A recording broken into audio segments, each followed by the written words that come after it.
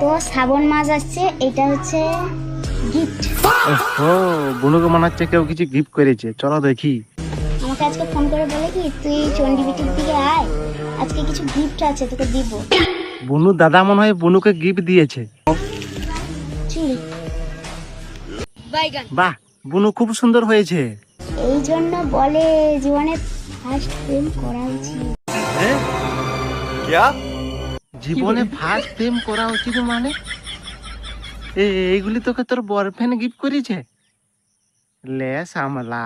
জীবনকে অনেক কিছু শেখায়, জীবনকে বাঁচতে শেখায়। জীবনকে কি শিখায় সেটা আমি জানি না, কিন্তু তুমি এই বয়সে অনেক কিছু শিখে গেছো। তোমার চুলগুলো পাকে ফুল হয়ে গেছে।